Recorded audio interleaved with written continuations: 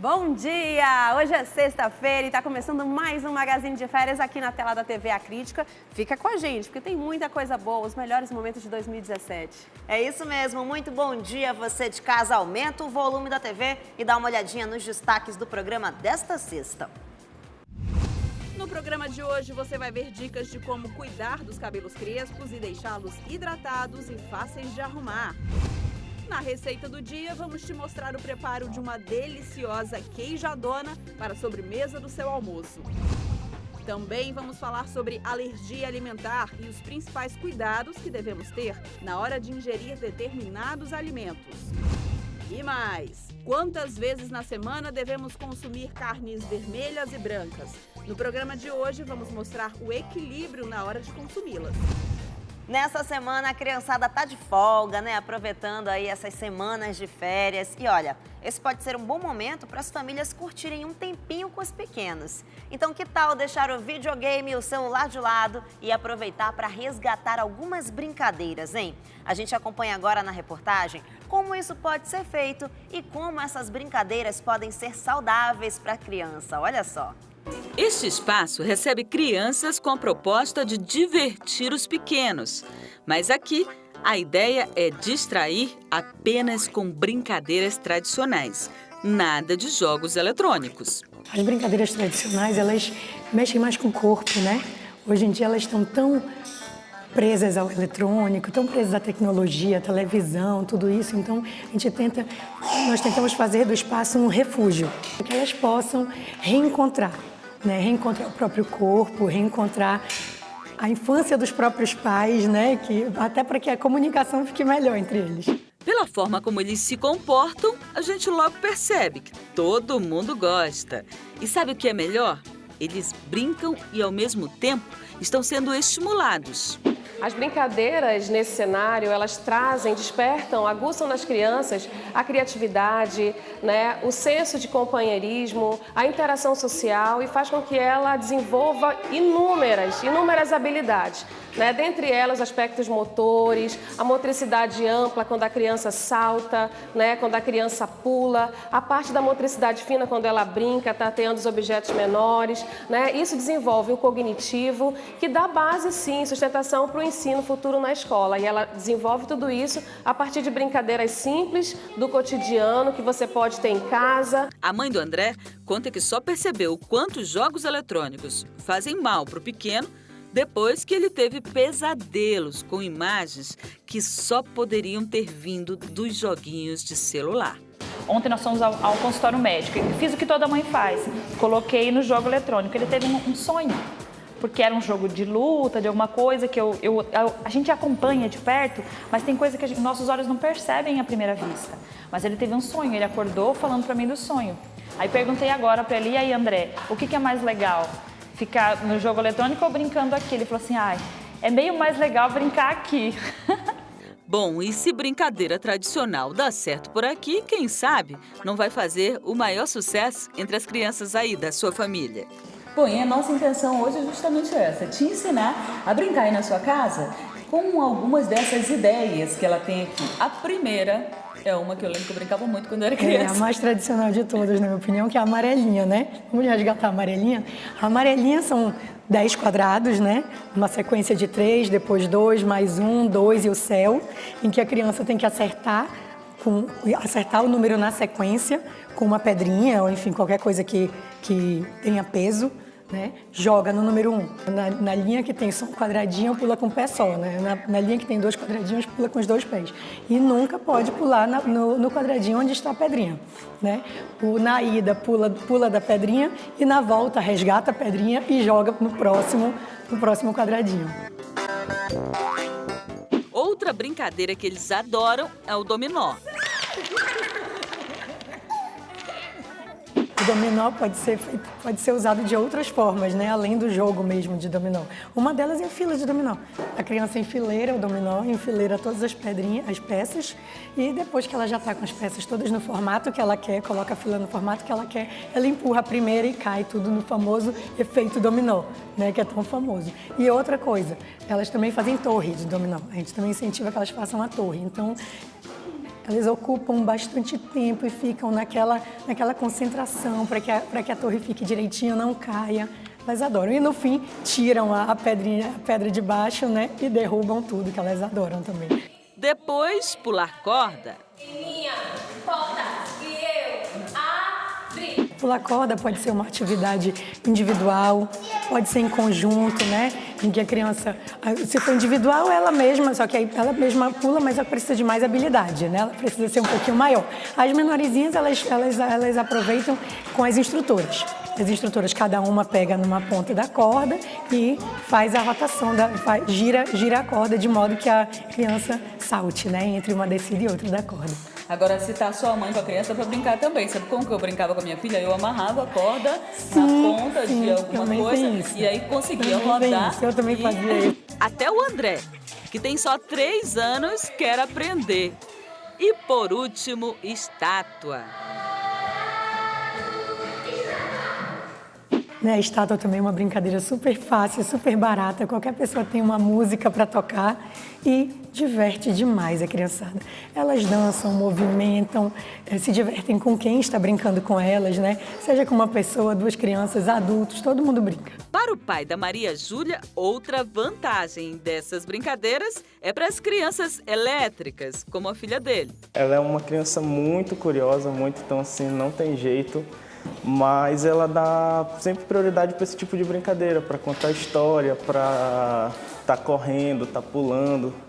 E isso é bom porque ela tem assim, um desenvolvimento muito rápido, né? Ela já nem engatinhou, já foi andando, então ela já cria independência, ela sobe, escala, faz tudo por conta própria.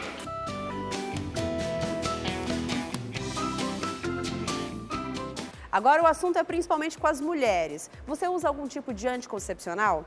Existem tipos que combinam com determinados organismos e o mercado hoje está cheio de opções. Agora você vai rever uma reportagem que mostra algumas dessas opções e as recomendações de uma especialista. Priscila começou a tomar anticoncepcional aos 16 anos, mas não se adaptou e decidiu parar por conta própria. Eu tomei o injetável, mas quando eu era muito nova, e aí eu não me adaptei a ele, eu engordei, eu fiquei com um humor muito ruim, e aí eu mesma larguei. Do jeito que eu entrei, eu não aceitei ele por muito tempo. Acho que eu fiquei uns 6 meses tomando o máximo, e não deu certo pra mim. Pouco antes de casar, quando ela tinha 20 anos, ela procurou novamente um ginecologista para voltar a tomar o anticoncepcional. Só parou quando decidiu engravidar. Veio o Oliver, olha só que gracinha. E aí, ela continuou o uso da pílula, mas parou de novo. Desta vez por conta própria, depois que viu na internet que o uso da pílula pode causar trombose. Foi quando surgiram alguns problemas. Eu comecei a sentir dores, sentindo cólicas, e eu não sabia o que era, achei que era só menstruação vindo de uma forma errônea, porque eu já tinha menstruado. Aí, quando foi dia 30 de novembro do ano passado, eu senti uma dor devastadora, corri para o médico, fui no hospital e eles acharam que era apendicite. Aí, na sala de cirurgia, já fazendo a cirurgia, foi contestado que eu estava com um cisto roto no ovário esquerdo e ele estourou. Se tivesse feito tudo com acompanhamento médico, talvez o problema pudesse ter sido evitado. Agora, ela faz tudo direitinho. Aí eu voltei com a ginecologista, ela me explicou por que aconteceu, como aconteceu, e que é um caso raro, mas pode acontecer com as mulheres que não têm acompanhamento com médico, que não tomam anticoncepcional direito.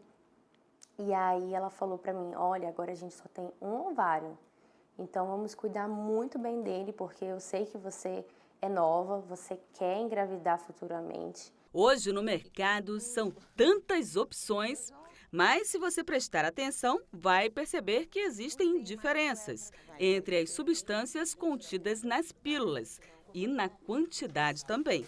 Em muitos casos, elas são aliadas no tratamento de outros problemas.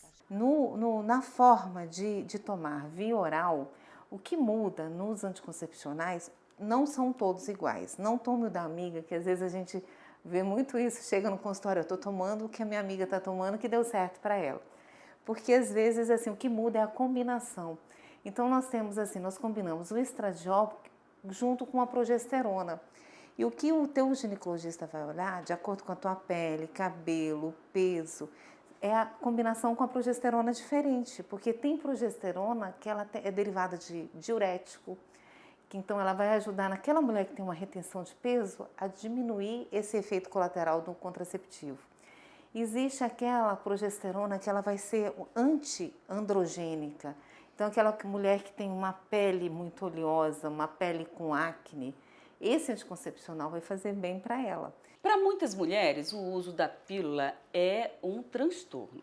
A mulher esquece, diz que tem a vida corrida, é difícil para ela tomar aquela pílula todo dia no mesmo horário. Então tem várias alternativas hoje no mercado. A doutora, inclusive, fala eu acho que é a segunda mais procurada, que é justamente a que a gente chama popularmente de injeção, né, doutora? Sim. O injetável, que é a injeção, nós temos de uso mensal, que a cada 30 dias, aquela mulher que quer menstruar, quer continuar menstruando, existe essa opção, e existe o uso trimestral, que é a cada 3 meses. Aí sempre tem que ver o perfil que você tem, se tem tendência a ganhar peso ou não, que o trimestral a longo prazo pode acontecer isso. Ele é indicado em alguns casos que há mulheres que têm, por exemplo, sangramento muito forte, miomas, e querem realmente por um tempo ficarem sem menstruar. E aí tem um outro método que eu fiquei muito curiosa, que é um adesivo. Parece com aquele adesivo que as pessoas usam ou usavam para parar de fumar, né, doutora? Sim, esse adesivo ele tem que ser colocado numa parte assim escondida para você usar o biquíni, não te atrapalhar, né? E você usa um adesivo a cada 7 dias. E eu fiquei muito curiosa para saber que o DIU, que às vezes a mulher diz, já ouvi falar, já usei. Ele tem, a diferença do DIU antigo, que era do DIU de cobre, é que ele tem esse tubinho branquinho aqui, vamos tirar ele de dentro. Esse tubinho branquinho, ele tem um hormônio. Esse hormônio, ele vai sendo liberado e ele tem um uso praticamente, ele tem uma absorção só uterina. Ele no primeiro ano, ele pode inibir a ovulação, a partir do segundo ano, nem a ovulação ele inibe. Então, ele não altera o ciclo menstrual, a mulher pode ter TPM, está usando DIU, algumas não vão menstruar. 60% das usuárias desse DIU, desse sistema intrauterino, elas passam a não menstruar e algumas têm um sangramento intermitente. Dura 5 anos, 5 anos sem preocupar. Claro que sempre fazendo os controles para ele ver se ele está dentro do útero, se ele está de uma maneira legal. Nós temos também, por exemplo, para a maior conveniência da mulher moderna, que não quer usar a pílula todo dia, nós temos também os implantes subcutâneos, que são tubinhos, não são chips, são tubinhos que eles têm um conteúdo hormonal e eles são colocados, por exemplo, nós temos esse daqui que ele é colocado no antebraço da paciente, o direito ou esquerdo, e dura por volta de 3 anos. Esse já está no mercado há mais um tempo, foi ajustado a dose, porque na dose inicial a mulher tinha muito sangramento de escape, aquele sangramento intermenstrual. Quem utiliza esse implante geralmente também não menstrua, o que é um conveniente quando a mulher tem cólica, quando tem TPM. Esse é um outro implante, porque são drogas diferentes. Então, se elas são drogas diferentes, elas têm ação diferente. Esse aqui que eu estou mostrando, ele tem a durabilidade de 6 meses. Ele é colocado com esse trocáter que está na tua mão, ele dura 6 meses. E ele tem uma ação assim anti-hormônio masculino. Então a pele fica mais bonita, pode ficar mais bonita, melhora a acne, melhora a retenção de líquido e também suprime a menstruação. Agora, doutora, uma coisa que tem se tornado muito recorrente é o uso da pílula do dia seguinte. Tem mulher que não toma nenhum tipo de anticoncepcional e recorre a essa pílula, às vezes até mais de uma vez ao mês. Sim, isso é um absurdo. Foi muito bom você tocar nesse assunto. E assim, a agressão que você vai fazer ao seu organismo, a quantidade de hormônio muito grande, vai tornar irregular o seu ciclo menstrual. Então, uma vez que você tem uma vida sexual ativa, que você não está usando camisinha, então, assim, pílula do dia seguinte não é contraceptivo, não é para ser usado com regularidade, é emergencial. E o principal benefício de escolher o método que mais se adapte a você é ter a liberdade de poder planejar a própria vida. Hoje em dia fala-se muito do empoderamento da mulher.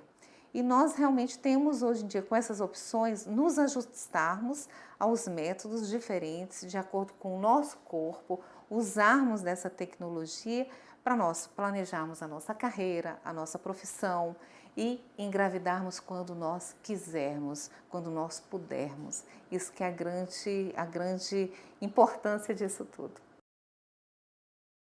E não sai daí porque no próximo bloco tem uma receita deliciosa para você preparar, um bolo queijadona. É rapidinho, depois do intervalo a gente está de volta.